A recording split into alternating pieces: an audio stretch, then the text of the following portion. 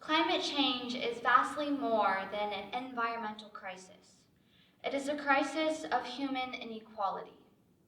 Only after I started listening to stories and discovering research did I find that behind the melting ice caps lie deep gender inequality specifically affecting women.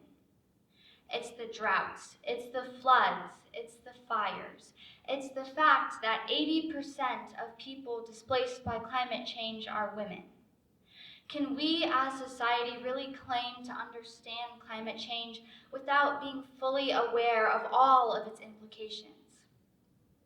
Today, I'm going to discuss how extreme heat and droughts affect women worldwide.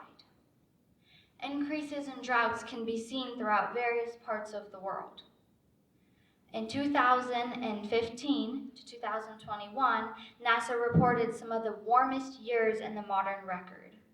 On top of this, temperatures caused an extreme frequency of events that were 4 per year compared to 3 per year in the previous 13 years. The frequency of extreme events can be attributed to the greenhouse gas emissions that come from our everyday tools such as cars and refrigerators. However, countries start to see the impacts from these changes, specifically in countries that are heavily reliant on agriculture. For example, a branch of the United Nations specifically dedicated to gender inequalities found that during periods of drought and extreme rainfall, women are forced to work harder to secure income for their families.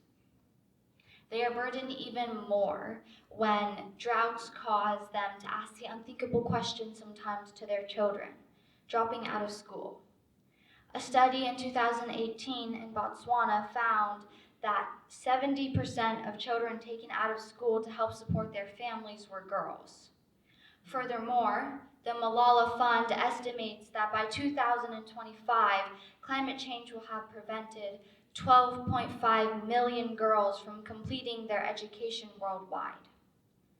The rate that girls are dropping out of school becomes alarming, as many experts recognize that empowering women is a key way in mitigating the climate crisis. The effects of climate change are also visible here in California. While our weather is great today, only weeks ago were we faced with the horrors of managing such extreme fires. Women are also disproportionately affected here, similar to those in drought-stricken regions.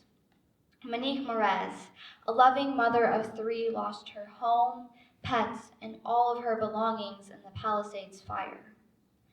Despite this devastation, she and her daughters are actively working to rebuild their lives while also supporting the lives of other displaced individuals.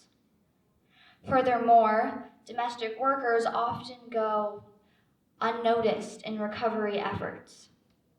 Teresa and Anna Guerrero, 2 domestic workers, lost their jobs overnight when their employers' homes were destroyed.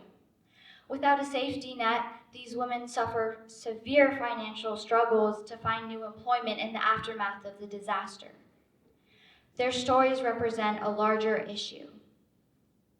Domestic workers and women make up the majority of the world's informal workforce, leaving them highly vulnerable to economic instability caused by climate change. Mosquitoes clearly thrive in habitats that are warm and humid. A species of mosquito, the Aedes mosquito, is the primary carrier of a disease known as the Zika virus. Climate change has intensified the mosquitoes' breeding grounds by creating more stagnant water available due to changes in precipitation patterns, fueling the spread of this disease.